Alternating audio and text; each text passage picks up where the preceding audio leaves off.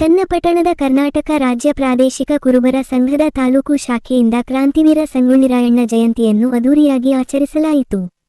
ಸಂದರ್ಭದಲ್ಲಿ ತಾಪಂ ಮಾಜಿ ಅಧ್ಯಕ್ಷರು ಹಾಗೂ ಶಿಕ್ಷಕರಾದ ಅಮ್ಮಳ್ಳಿದೊಡ್ಡಿ ನಾಗೇಂದ್ರ ಅವರು ಮಾತನಾಡಿ, ಸಂಗೊಳ್ಳಿ ರಾಯಣ್ಣರ ಹೋರಾಟದ ವೀರಾವೇಶವು ಬ್ರಿಟಿಷರ ನಿದ್ದೆ ಕೆಡಿಸಿತ್ತು. ಅವರು ನಮ್ಮ ಕುರುಬ ಸಮುದಾಯದ ಮೂಲ ನಾಯಕರು ಎಂಬುದು ನಮ್ಮ ಸಮುದಾಯದ ಹೆಮ್ಮೆಯಾಗಿದೆ ಎಂದರು.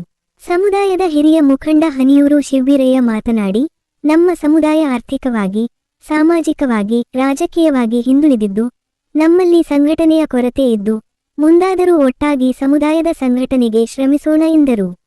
ನಗರಸಭಾ ಸ್ಥಾಯಿ ಸಮಿತಿ ಮಾಜಿ ಅಧ್ಯಕ್ಷ ವೆಂಕಟೇಶ್ ಮಾತನಾಡಿ, ಸಮುದಾಯದ ವಿದ್ಯಾರ್ಥಿಗಳನ್ನು ಪ್ರೋತ್ಸಾಹಿಸಲು ಆಗಸ್ಟ್ 31ರಂದು ನವಿಲೇಶ್ ಅವರು ಆಯೋಜಿಸಿರುವ ಜಿಲ್ಲಾ ಮಟ್ಟದ ಪ್ರತಿಭಾ ಪುರಸ್ಕಾರ ಸಮಾರಂಭದಲ್ಲಿ ಸಮುದಾಯದ ಎಲ್ಲರೂ ಒಟ್ಟಾಗಿ ಭಾಗವಹಿಸುವಂತೆ ಕರೆ ನೀಡಿದರು. ಸಂಘದ ಅಧ್ಯಕ್ಷ ರಾಮಣ್ಣ ಮಾತನಾಡಿ, ಮುಖ್ಯಮಂತ್ರಿ ಸಿದ್ದರಾಮಯ್ಯ ಅವರು ಪಟ್ಟಣದಲ್ಲಿ ಕನಕ ಭವನ ನಿರ್ಮಾಣ ಮಾಡಲು 5 ಕೋಟಿ ರು ಅನುದಾನ ನೀಡಿದ್ದು, ಈ ನಿಟ್ಟಿನಲ್ಲಿ ಸಮುದಾಯದ ಪ್ರತಿಯೊಬ್ಬರು ಕೈ ಜೋಡಿಸಬೇಕು ಎಂದು ಮನವಿ ಮಾಡಿದರು. ಕಾರ್ಯಕ್ರಮದಲ್ಲಿ ಸಮುದಾಯದ ಮುಖಂಡರು ಇದ್ದರು.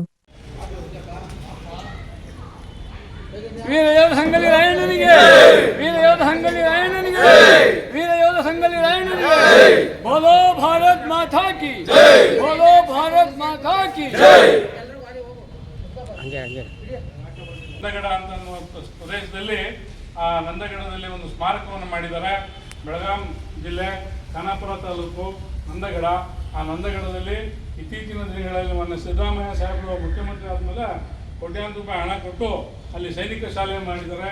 ಮತ್ತು ಅಲ್ಲಿ ವಸ್ತು ಪ್ರದರ್ಶನ ಮತ್ತು ಎಲ್ಲ ವ್ಯವಸ್ಥೆಯನ್ನು ಮಾಡಿ ಭಾಳ ಚೆನ್ನಾಗಿ ಅಚ್ಚುಕಟ್ಟಾಗಿ ಮಾಡಿದ್ದಾರೆ. ಅದಕ್ಕೊಂದು ಪ್ರಾಧಿಕಾರವನ್ನು ನೇಮಕ ಮಾಡಿದ್ದಾರೆ.